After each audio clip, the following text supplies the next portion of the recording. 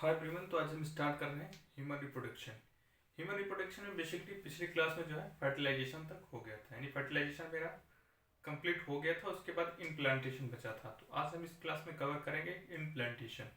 Implantation होता क्या है, इसके पास स्टार्ट करने से पहले हम पिछली क्लास में जो पढ़ चुके हैं उसका थोड़ा सा रिकैप ले लेते हैं। पिछली क्लास में हमने पढ़ा क्या था। बेसिकली हमने पिछली क्लास में जो पढ़ा था, पिछली क्लास में हमने पढ़ा था कि फर्टिलाइजेशन यानी कि टू सिंगल हैप्लॉइड गैमेट्स जो मिलते हैं वो कैसे मिलते हैं। बेसिकली होता क्या है कि 14th डे ऑफ ओवुलेशन होता है। ओवुलेशन होने के बाद जो होता है अंडा एग जो होता है वो फैलोपियन ट्यूब में आकर के वेट करती है किसका, स्पर्म का। अब स्पर्म का इंसेमिनेशन, तीन टर्म मैंने बताई थी कि स्पर्मिएशन, इंसेमिनेशन, इजाकुलेशन। ये तीनों टर्म आपको याद रखनी चाहिए, यानी अच्छे से आना चाहिए। इनका मतलब क्या होता है तो एक बार फिर से बता देते हैं कि होता क्या है। इजैकुलेशन का मतलब होता है कि स्पर्म यानी सीमन का जो होता है बॉडी से बाहर का निकलना। स्पर्मिएशन का मतलब होता है कि सर्टोली सेल्स जो होती है, जो न्यूट्रिशन प्रोवाइड करती है, स्ट्रक्चर प्रोवाइड करती है, शेप प्रोवाइड करती है, उससे तो छोड़ के यानी उसके प्लाज्मा से बाहर निकलना, उसको बोलते हैं स्पर्मिएशन। इंसेमिनेशन का मतलब होता है कि इंसेमिनेशन का इजैकुलेशन जो होता है बॉडी के अंदर ही, विजाइनल ट्रैक में। जब भी इंसेमिनेशन होता है वेजाइनल ट्रैक में, तो 200 से जो सीमन होता है वो थक्के के रूप में होता है। थक्के के रूप में होता है, कहने का मतलब होता है स्पर्म वहाँ पे इनएक्टिव होता है, फिर से एक्टिव होता है वहाँ पे, जिसको बोलते हैं डिकैपेसिटेशन। यानी कैपेसिटेशन होता क्या है, स्पर्म में क्या होती है, माउथ जो हेड वाला पार्ट होता है एक्रोशन, उस पर क्या ग्लाइकोप्रोटीन्स लगी होती हैं। ग्लाइकोप्रोटीन्स रिमूव होती हैं। रिमूव कैसे होती हैं, क्योंकि वहाँ का इन्वायरमेंट जो होता है एसिडिक होता है, वो उसको डाइल्यूट कर देती है, डिजोल्व कर देती हैं, जिसको बोलते हैं डिकैपेसिटेशन यानी कैपेसिटेशन। अब होता क्या है स्पर्म में, सीमन में जो होता है कैल्शियम आयन भी होता है। कैल्शियम आयन इंटर करता है स्पर्म में, स्पर्म को उससे एनर्जी मिलती है, उससे विगरस मोर्टेलिटी मिलती है, जिसके कारण बीट करके ये पहुंचता है कहाँ पे, फेलोपियन ट्यूब में। फेलोपियन ट्यूब में एक्स के पास। और स्पर्म का इजैकुलेशन जो होता है वेजाइनल ट्रैक में इंसेमिनेशन होता है, 200 से 300 मिलियन पर ड्रॉपलेट यानी पर उसमें होते हैं। एक तक जब पहुंचता है स्पर्म, तो वहां पे जो होता है 200 से 300 यानी कि स्पर्म बच जाते हैं। उसमें से भी एक आध फुट जो होते हैं एक के अंदर जाते हैं। स्पर्म जो होता है कंप्लीट इंटर करता है कहाँ पे, ओवम में। ओवम के अंदर इसको बोलते हैं फर्टिलाइजेशन। फर्टिलाइजेशन होने के बाद स्पर्म का अंदर जाना और उसका टेल बाहर निकल जाता है, मतलब गिर जाता है, और अंदर जब चला जाता है तो सेकंड पोलर बॉडी जो होती है फैलोपियन ट्यूब में बन जाती है। सेकंड मियोसिस जो होती है कंप्लीट हो जाती है। अब फर्टिलाइजेशन होने के बाद तो सिंगल न्यूक्लियस थे, जैसे कि मेल का अलग फीमेल का अलग, तो होगा पहले प्लाज्मागेमी यानी प्लाज्मागेमी, प्लाज्मा की मिक्सिंग होगी। दूसरा होगा कैरियो, पहले सिनगेमी होगा, सिनगेमी के बाद प्लाज्मागेमी, प्लाज्मागेमी कैरियोगेमी, कैरियोगेमी के बाद, कैरियोगेमी का मतलब ये होता है न्यूक्लियस का मिलना। न्यूक्लियस यानी जेनेटिक मटेरियल का मिलना। एम्फीमिक्सिस का मतलब होता है क्रोमेटिन का मिलना। ये मेरी पहली प्रोसेस थी, मैंने यहाँ तक पढ़ लिया था। इसके बाद जैगोट बनने के बाद फर्स्ट डे क्या होगा, टू सेल डिवीजन होगा, एक से दो सेल बनेगी। फर्टिलाइजेशन होने के बाद रैपिडली यानी इमिडिएटली माइटोटिक डिवीजन स्टार्ट हो जाएगी। माइटोटिक डिवीजन स्टार्ट हो जाएगी तो सेल बनना स्टार्ट हो जाएगी। फर्स्ट डे में दो सेल बनेगी, दूसरे डे में चार सेल, दूसरे दिन चार सेल बनेगी, तीसरे दिन चौथे दिन जो होते हैं चार सेल बनेगी। दो से चार सेल को इसको बोलते हैं इसको बोलते हैं ब्लास्टोमिया। दो से चार सेल के स्टेज को हम बोलते हैं ब्लास्टोमिया। 4 सेल से 8 सेल, 8 सेल को बोलते हैं ईयरली ब्लास्टूला, सॉरी ईयरली मारूला बोलते हैं, ईयरली मारूला। इसके बाद 8 सेल से 16 सेल को बोलते हैं कंप्लीट मारूला, यानी कंप्लीट जो 8 सेल की 16 16 सेल की जो स्टेज होगी वो कंप्लीट मारूला बन जाएगी। और जब एक कंप्लीट मारूला बनती है यानी 16 सेल तक बन जाती है, तो ये क्या करती है फैलोपियन ट्यूब के एंड तक आ जाती है। कहने का मतलब ये यूट्रस की तरफ आती है, यूट्रस के पास। उस टाइम होता क्या है, यूट्रस में बहुत सारा फ्लूइड होता है। फ्लूइड होने से होता है, तो जैसे हम कहते हैं कि गांव में नदी या तालाब में हम नहाते हैं, उस टाइम तो हम नदी या तालाब में जंप मारते हैं, तो उसमें कूदते हैं, तो पानी हमारे ऊपर आ जाता है, हम अंदर हो जाते हैं पानी की। ठीक उसी प्रकार जो होता है मारूला जब यूट्रस के पास आता है, तो यूट्रस में जो होती है बहुत सारा लिक्विड होता है, फ्लूइड होता है। उस टाइम जैसे ही जंप करता है यूट्रस में, तो यूट्रस का जो फ्लूइड होता है वो मारूला के अंदर यानी कि ब्लास्टोसिस्ट के अंदर भर जाता है। इससे होता क्या, ब्लास्टोसिस्ट में जो इनर मास सेल्स होती हैं जिसको कंप्लीट एम्ब्रियो डेवलप करना होता है, वो एक तरफ शिफ्ट कर जाती हैं और फ्लूइड बढ़ जाता है, एक कैविटी बन जाती है जिसको बोलते हैं ब्लास्टोसिल। कि फ्लूइड भरने से होता क्या है कि प्रेशर जनरेट हो जाते हैं। अब इसका होगा इम्प्लांटेशन। इम्प्लांटेशन बेसिकली जो होता है 7वें से 9वें दिन में होता है। तो हम पढ़ेंगे आज का टॉपिक इम्प्लांटेशन। उसके पहले कुछ नोट्स जो मैं बोर्ड पे लिखा हूँ इसको पढ़ लेते हैं, देखते हैं इसका मतलब क्या है। इसके बाद हम नेक्स्ट स्टार्ट करते हैं कि जो इम्प्लांटेशन की शुरुआत होगी कैसे होगी। तो हम देखते हैं आज का ये नोट्स क्या लिखे हुए हैं। इसमें लिखा हुआ इम्प्लांटेशन जो होता है 7 to 9 डेज होती है आफ्टर फर्टिलाइजेशन। इम्प्लांटेशन का मतलब क्या है? It is attachment or and embedded of developing blastocyst with wall of uterus endometrium with help of lactic enzyme which is released from the trophoblast cell of embryo। ये कह रहा है कि जो इम्प्लांटेशन होता है बेसिकली वो एम्बेडेड यानी धंसना किसी चीज में, किसमें? एंडोमेट्रियम की वाल में। एंडोमेट्रियम की वाल में अंदर धंस जाना है, इसी को बोलते हैं इम्प्लांटेशन। ये कैसे होता है? ट्रोफोब्लास्ट सेल जो होती है, ब्लास्टोसिस्ट जो होती है वो रिलीज करती है लैक्टिक एंजाइम। लैक्टिक एंजाइम करती क्या है? ये एंडोमेट्रियम की वाल को डाइजेस्ट करती है और डाइजेस्ट करते करते ये पेनिट्रेट कर जाती है अंदर, यानी कि जैसे जैसे अंदर धंसती जाती है वैसे एंडोमेट्रियम की वाल बाहर से उसको कवर अप करती जाती है। दूसरे दूसरे हेडिंग में लिखा है during implantation blastocyst completely sink in the wall of uterus and endometrium become more vascularized. कह रहे हैं कि जब ये अंदर धंस जाते हैं तो एंडोमेट्रियम की वॉल होती है बहुत मतलब हाईली ब्लड वेस्कुलराइज्ड होती है, ब्लड वेसल्स बहुत ज्यादा होते हैं endometrium. After implantation the endometrium is known as decidua. Implantation होने के बाद जो एंडोमेट्रियम को बोलते हैं उसको हम बोलते हैं डेसिडुआ। तो ये मेरा इम्प्लांटेशन कंप्लीट हुआ। एक बार हम फिर से रिवाइज कर लेते हैं कि इम्प्लांटेशन क्या है। इम्प्लांटेशन का सिंपल सा मतलब ये होता है कि ये जो ब्लास्टोसिस्ट है जिसको कंप्लीट एम्ब्रियो यानी कंप्लीट एक बेबी यानी कंप्लीट एक फीटस का रूप देना है, उसका एंडोमेट्रियम के अंदर धंस जाना। किसके मदद से? ट्रोफोब्लास्ट सेल रिलीज करती है lactic enzyme. Lactic enzyme digest करता है किसको? एंडोमेट्रियम को। एंडोमेट्रियम को डाइजेस्ट करने से धीरे धीरे पेनिट्रेट करता है एंडोमेट्रियम, उसको कंप्लीटली सिंक करती जाती है। During the implantation blastocyst completely sink in the wall of uterus and the endometrium become more vascularized. कह रहा है कि जब इंटर कर जाता है तो एंडोमेट्रियम की वॉल बहुत ज्यादा वेस्कुलराइज्ड यानी ब्लड वेसल्स का डेवलपमेंट बहुत ज्यादा हो जाता है। After implantation the endometrium is known as decidua. After implantation के बाद जो होता है एंडोमेट्रियम को हम बोलते हैं डेसिडुआ यानी डेसिडुआ में कन्वर्ट हो जाती है। ये था इम्प्लांटेशन। अब हम इसको देखते हैं कि स्ट्रक्चर वाइज ये कैसे होता है। ये कंप्लीट इसको आप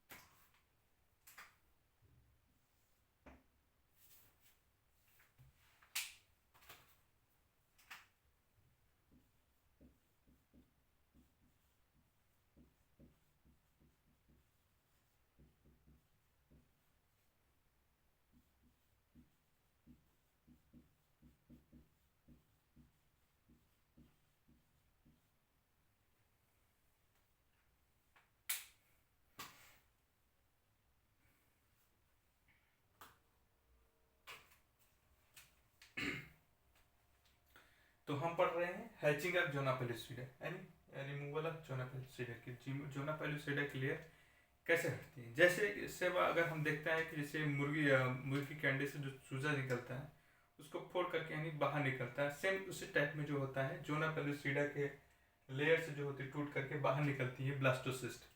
कहने का मतलब होता है जब तक जोना पेलिस्टिडा रिमूव नहीं होगी तब तक इसका इम्प्लांटेशन नहीं होगा। जोना पेलिस्टिडा एवास्कुलर होती है, उसको हैचिंग यानी इससे निकलने के लिए जब वो निकलती है तो कंप्लीट ब्लास्टोसिस्ट में कन्वर्ट होती है। ब्लास्टोसिस्ट का जो होता है इम्प्लांटेशन होता है। तो हम देखते हैं जोना पेलिस्टिडा कैसे रिमूव करती है।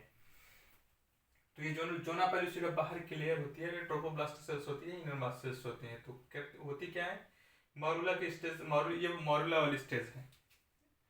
तो जो ट्रोफोब्लास्ट सेल्स होती हैं वो रिलीज करती हैं कि कौन सी लैक्टिक एंजाइम सिक्रीज करती हैं। लैक्टिक एंजाइम जो होती है जोना पेलिस्टिडा को डाइजेस्ट करती हैं। यहाँ से जब ये डाइजेस्ट करने के बाद जो ये इनर मास सेल्स होती हैं ब्लास्टोसिस्ट जब यहाँ से निकलता है तो उस टाइम यहाँ पे बहुत ज़्यादा प्रेशर रहता है। उस टाइम क्या होता है क्या है कि अगर यहाँ का इनर मास सेल से भी एक भी प्रेशर की वजह से अगर बाहर निकल गया तो ये कंप्लीट एक एम्ब्रियो में कन्वर्ट हो जाएगा, जिसको बोलते हैं मोनोजाइगोटिक ट्विंस।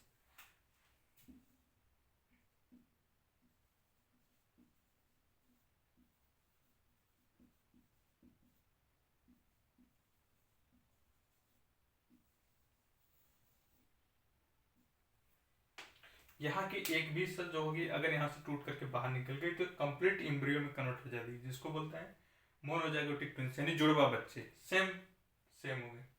अब ये कंप्लीट कन्वर्ट हो जाती है किसमें, ब्लास्टोसिस्ट में। अब इसका होगा इम्प्लांटेशन। अब हम देखते हैं इसके बाद इम्प्लांटेशन इसका कैसे होता है। तो आप यहाँ तक इसको नोट कर लें, यानी हैचिंग ऑफ जोना पेलिस्टिडा को उतार लें अच्छे से। इसके बाद हम नेक्स्ट स्टार्ट करते हैं इम्प्लांटेशन की प्रक्रिया कैसे होती है।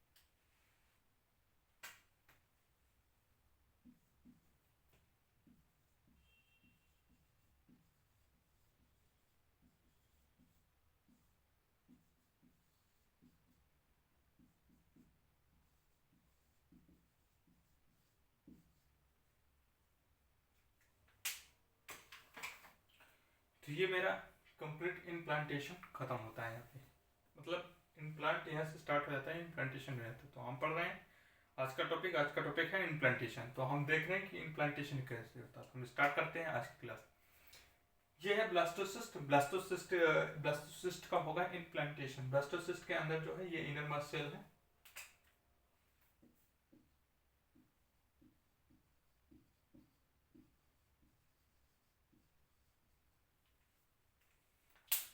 अब इसका इम्प्लांटेशन कैसे होगा? जब इसका इम्प्लांटेशन के लिए जो होता है ब्लास्टोसिस्ट यानी ट्रोफोब्लास्ट जो है कि हार्मोन रिलीज करती है, जिसको बोलते हैं लैक्टिक एंजाइम। लैक्टिक एंजाइम और प्लस उसके साथ एससीजी।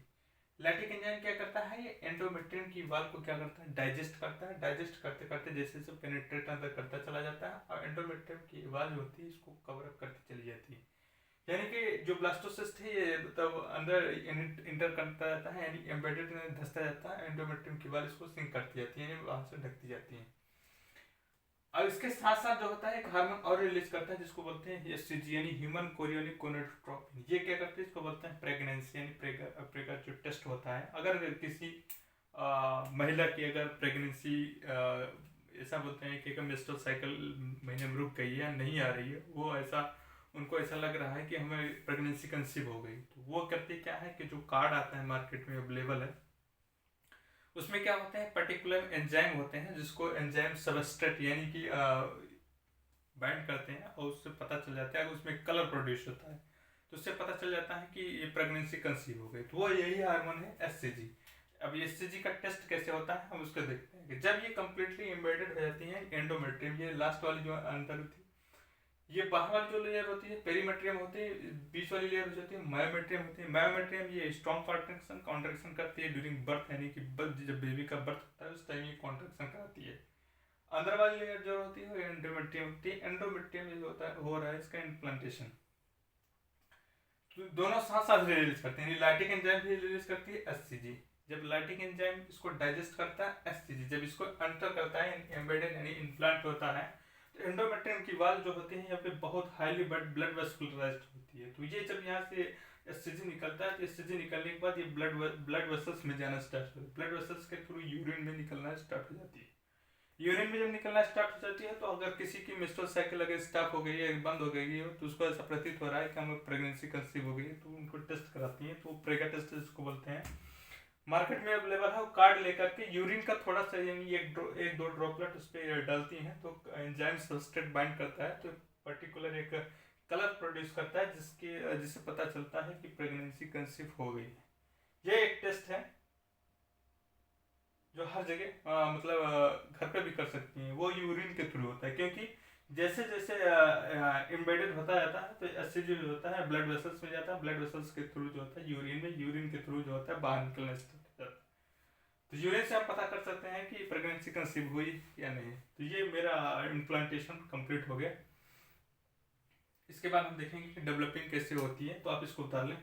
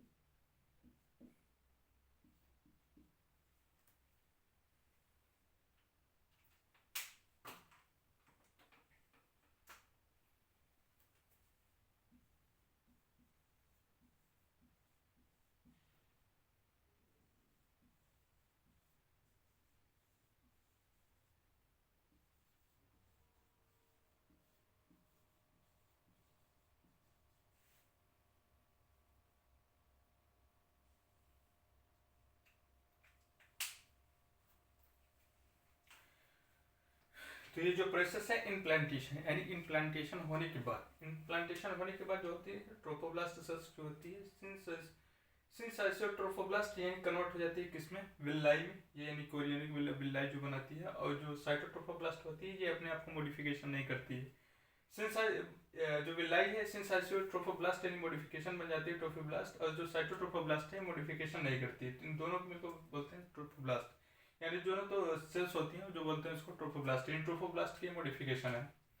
जो इनर मास सेल्स होती हैं वो कन्वर्ट हो जाती हैं क्यूबोइडल सेल्स यानी कि हाइपोब्लास्ट में, और जो कॉलम लाइक सेल्स दिख रही हैं कॉलमनर सेल्स जो बनाती हैं एपिब्लास्ट। हाइपोब्लास्ट और एपिब्लास्ट दोनों मिलकर दोनों को जो बोलते हैं एम्ब्रियोनिक डिस्क। जो एपिब्लास्ट सेल्स है इसको बोलते हैं जर्म डिस्क, और ये बनाती हैं 3 लेयर जिसको बोलते हैं एक्टोडर्म, मेसोडर्म, एंडोडर्म। इसको बोलते हैं गैस्ट्रोलेशन। गैस्ट्रोलेशन का मतलब होता है ये 3 लेयर का डेवलप होना।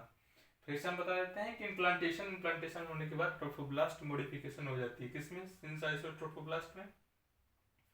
साइटोट्रोफोब्लास्ट अपने आप को मॉडिफिकेशन नहीं करती है, ट्रोफोब्लास्ट जो मॉडिफाइड होकर विल्लाई बना लेती है। इनर मास सेल्स जो होते हैं ये क्यूबॉइडल सेल्स में कन्वर्ट हो जाते हैं। हाइपोब्लास्ट में जो कॉलम लाइक दिख रहे हैं 2 सेल्स में कन्वर्ट हो जाती हैं, क्यूबॉइडल, कॉलमनर जो होती है जर्म डिस्क को बनाती है। एपिब्लास्ट होती है ये 3 लेयर को बनाती है जिसको बोलते हैं एक्टोडर्म, मेसोडर्म, एंडोडर्म। ये हाइपोब्लास्ट, इन दोनों को मिलाकर के बोलते हैं एम्ब्रियोनिक डिस्क। तो ये आप उतार लें। इसके बाद नेक्स्ट वाली इसके बाद क्या होता है हम वो देखते हैं कि जो एक्टोडर्म मेसोडर्म का डेवलपमेंट होता है वो कैसे होता है।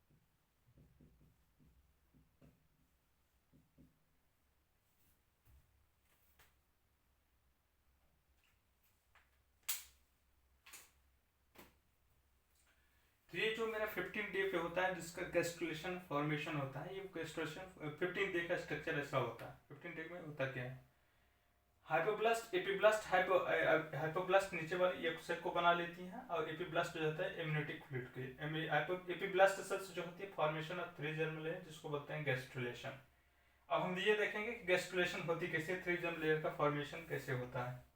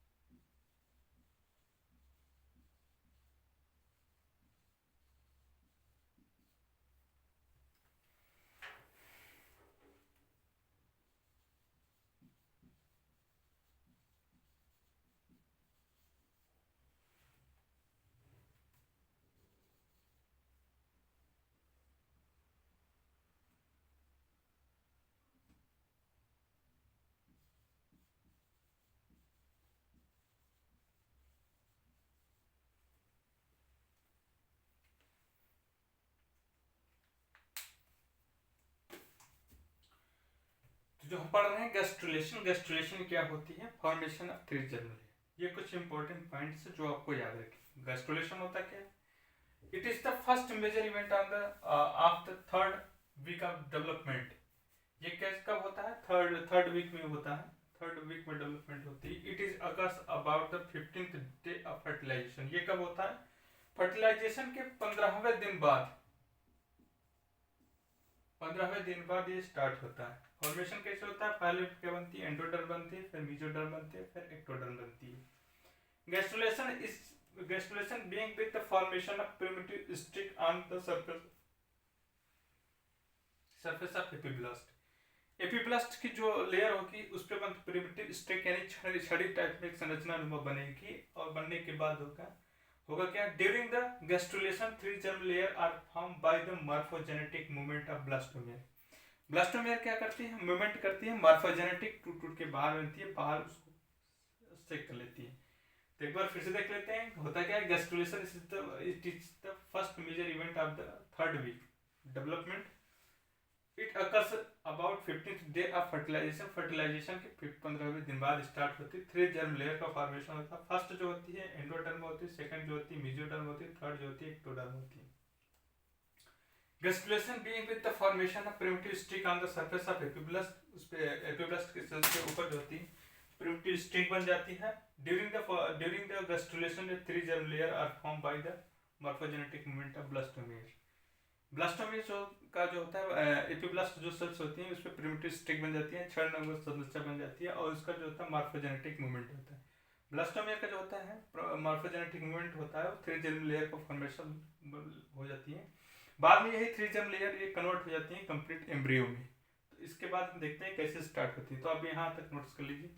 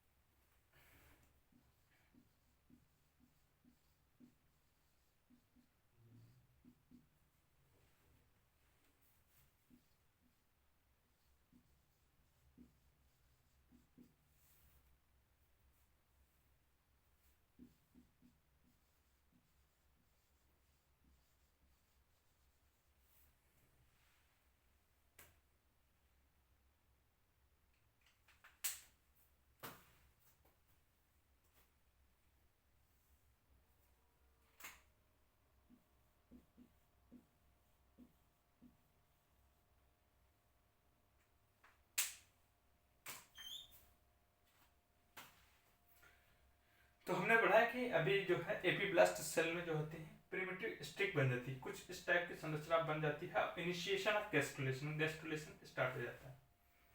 एपीब्लास्ट सेल्स कन्वर्ट हो जाते हैं किसमें, एक्टोडर्म में। जो एपीब्लास्ट सेल्स होती है ये ऐसे ऐसे बन बन के जो होती है बाहर निकलती जाती है और ये कन्वर्ट हो जाती है किसमें, एम्ब्रियोटिक में। और जो हाइपोब्लास्ट सेल्स होती है ये भी ऐसे ऐसे बन बन के बाहर निकलती है, ये कन्वर्ट हो जाती है मेसोडर्म में। जो बीच वाली सेल्स होती है ये हाइपोब्लास्ट, ये क्या होते हैं, मेसोडर्म। ब्लास्टोसिल्स कन्वर्ट हो जाती है, ओब्लिटरेशन ऑफ ब्लास्टोसिल्स, ये कन्वर्ट हो जाती है किसमें, मेसोडर्म में। हाइपोब्लास्ट कन्वर्ट हो जाती है एंडोडर्म में। जो एपीब्लास्ट सेल्स हो जाती है वो कन्वर्ट हो जाती है एक्टोडर्म में। तो हमने पढ़ा है कि जो एक्टोडर्म में गैस्ट्रुलेशन प्रोसेस स्टार्ट होती है, primitive stick formation of epiblast, primitive stick formation होते हैं, आप इनिशिएशन स्टार्ट हो जाता है। स्टार्ट होने से क्या होता है, मॉर्फोजेनेटिक मूवमेंट ऑफ एपीब्लास्ट। ये एपीब्लास्ट का मॉर्फोजेनेटिक मूवमेंट होता है, ऐसे ऐसे बन बन के बाहर निकलता है, मूवमेंट होता जाता है और इसको कवर कर लेता है। ये कन्वर्ट हो जाता है किसमें, एपीब्लास्ट एक्टोडर्म में। सेम ऐसे ही होता है हाइपोब्लास्ट, हाइपोब्लास्ट कन्वर्ट हो जाता है मेसोडर्म में। ये जो ब्लास्टोसेल वाली कैविटी होती है कन्वर्ट हो जाती है किसमें, मेसोडर्म में, यानी ओब्लिटरेशन ऑफ ब्लास्टोसेल। ये कंप्लीट जो होता है फॉर्मेशन हो जाता है जिसको बोलते हैं गैस्ट्रुलेशन। अब इसके बाद वाले हम स्ट्रक्चर को देखते हैं उसमें क्या होता है। इसके पहले आप इसको बता लें।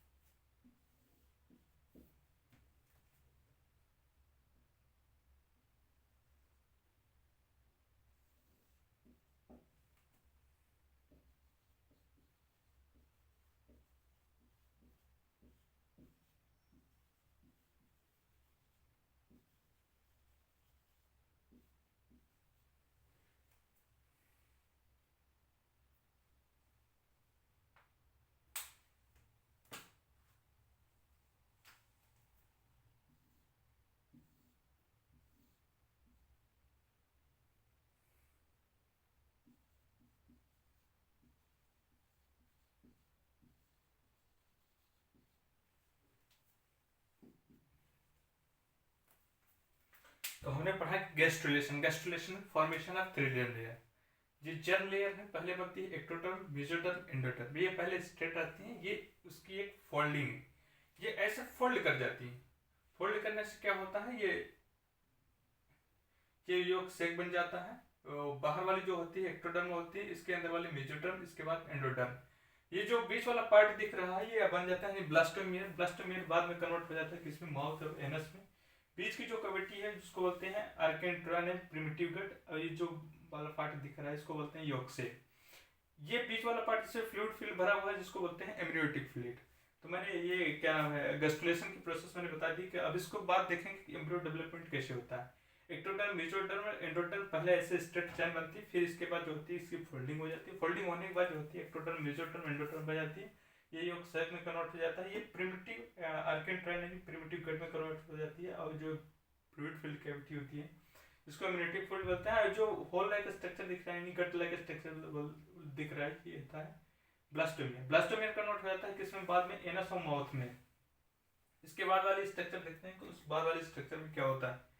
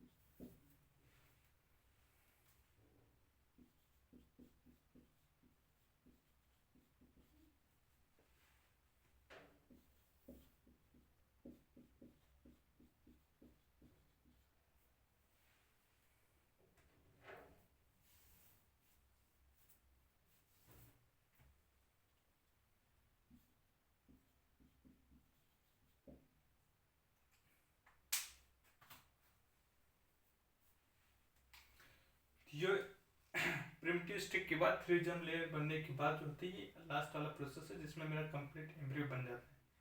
बाहर वाली जो लेयर होती है कोरियन होती है, अंदर वाली जो लेयर होती है एमनियन होती है। ये एमनियोटिक फ्लूइड होती है, एक एम्ब्रियो अपना फीटस जो होता है डेवलप होता है। ये एलेंटोइस होती है, इसके बाद जो होती है विलाई होती है, ये योग सेक होता है, ये ट्रोफोब्लास्ट होता है। तो इसके बाद हम पढ़ेंगे कि जिसमें प्लेसेंटा का निर्माण होता है। प्लेसेंटा यानी कैसे बनती है। प्लेसेंटा का जो निर्माण होता है बेसिकली यहाँ से होता है, जो एलेंटोइस यानी विलाई वाला प्रोसेस है यहाँ से होता है। तो हम नेक्स्ट क्लास में वो पढ़ेंगे कि फॉर्मेशन ऑफ प्लेसेंटा कैसे होता है, और नेक्स्ट क्लास में आई थिंक ये वाला चैप्टर जो होता है एंड हो जाएगा। तो बहुत बहुत थैंक यू आप लोगों के, बहुत धन्यवाद। और इससे पहले मैं कुछ बताना चाहूँगा कि जो बच्चे लगातार कंटिन्यू देख रहे हैं इस वीडियो को, इस लेक्चर को, उनसे निवेदन है कि स्टडी विद आहिस चैनल को ज्वाइन कर ले ताकि आप तक नोटिफिकेशन पहुँच सके और आप इस लेक्चर को अच्छे से अटेंड करें। तो बहुत बहुत थैंक यू, धन्यवाद आप लोगों का, और ऐसे ही बनाए रहें और धीमे धीमे जो है हम इस चैप्टर को ख़त्म कर दें। इसके बाद जो है हम इसके PYQ करेंगे, उसमें देखेंगे किस तरह के क्वेश्चन आए हुए हैं, उनका कॉन्सेप्ट कहाँ से कैसे उठाया गया है। इसके बाद हम स्टार्ट करेंगे नेक्स्ट चैप्टर जो स्टार्ट किया है मैंने, उसमें स्टार्ट किया है बायोटेक्नोलॉजी। इसके साथ साथ स्टार्ट करेंगे रिप्रोडक्टिव हेल्थ। तो बहुत बहुत धन्यवाद।